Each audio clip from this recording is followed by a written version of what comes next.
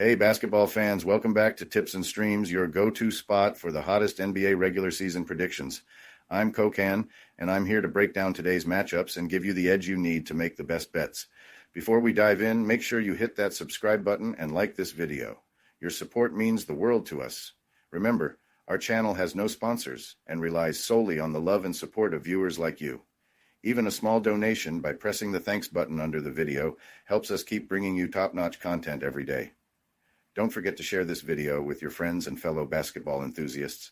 And we love hearing from you, so drop a comment below and let us know what you want to see in our forecasts. Your feedback helps us improve and bring you the content you crave. Let's jump right into today's NBA predictions. We've got some exciting games lined up, so stay tuned and let's get that winning streak going. Yo, hoop heads! We've only got a 2-game tip-off tonight, but don't sweat it, tonight's tailor-made for racking up wins. Let's go!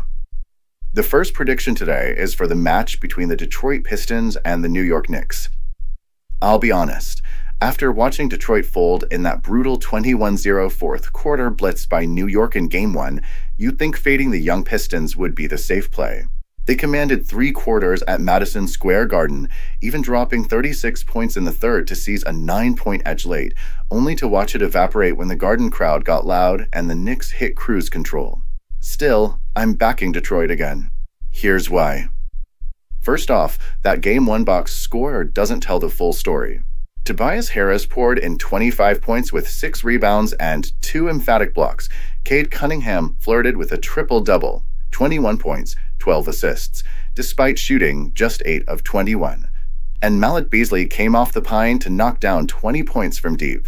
Tim Hardaway Jr. sprinkled in 19. As a unit, the Pistons shot a respectable 47% from the floor and drilled 15 of 32 triples. When they're clicking, they can torch anyone.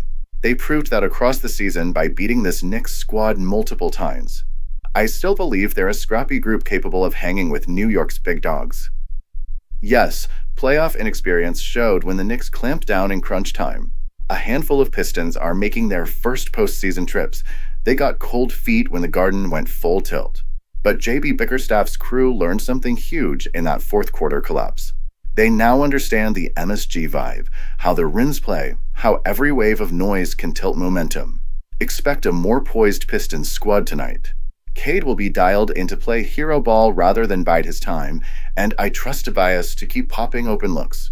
If Cade can flirt with 30 points this time and Horton Tucker or Beasley catch fire from deep, I see Detroit sticking around late.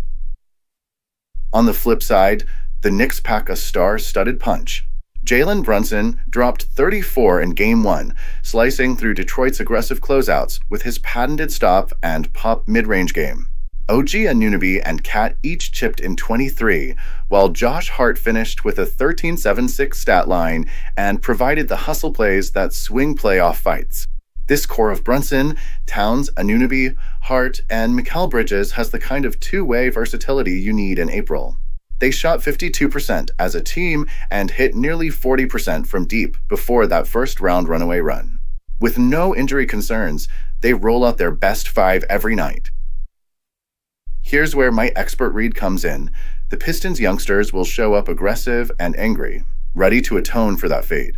Detroit still boasts a top 9 offense in close games this year, and their third quarter effort in Game 1 proves their capability to adjust and execute. I expect Cade to attack Jalen Brunson off the bounce, forcing the Knicks to send extra help and open up kickout threes. Harris will get a green light to attack the paint, mixing in step backs and heady post moves. On the defensive end, Jalen Duren and Ozar Thompson, healthy this time, will be assigned to harass Cat, clog the lane, and contest every close-range look. If they limit Towns to the mid-20s and force some cold stretches, Detroit can absolutely keep this within 7. Trend watchers note that the Pistons have covered 8 of their last 9 games against Atlantic opponents, and the Knicks have failed to cover the spread in 7 of their last 8 games against Central Division foes after a win. That underlines my take. Detroit is primed for a bounce-back cover. Will New York win the game outright? Probably. But under a 7-point cushion, I'm laying that juice on the underdog Pistons once more. They've already shown they can hang. Tonight they'll keep it within single digits and maybe push the series back to Detroit tied at 1-1. My final pick for this game is the Pistons to cover this 7-point spread.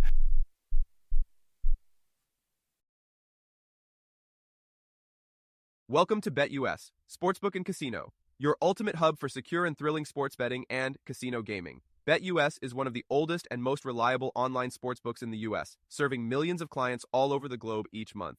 BetUS, trusted for over 30 years, offers huge welcome bonuses, countless betting options, and many deposit and payout methods. Depositing funds is a breeze and safe, with a minimum deposit of just $10. Payouts are fast and hassle-free, beginning at only $50. Choose from various payout options like MoneyGram, couriered check, cryptocurrency, or bank wire. Signing up is quick and easy. For signing up, you can use the link in the description and enjoy a generous 125% welcome bonus of up to $3,000. By signing up using the link in the description, you'll also support us as we earn a small commission from your registration at BetUS. Thank you for supporting us. Join now and start winning.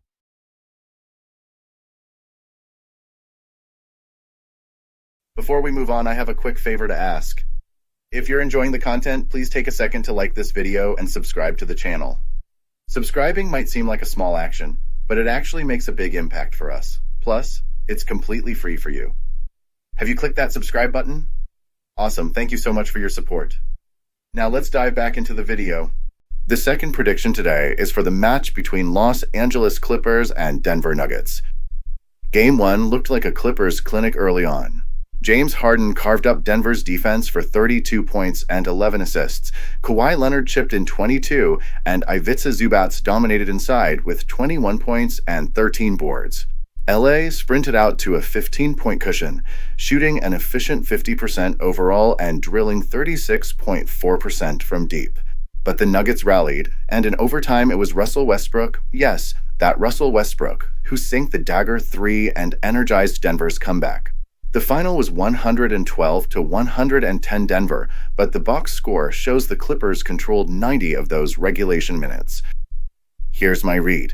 The Clippers are the better coached, deeper team.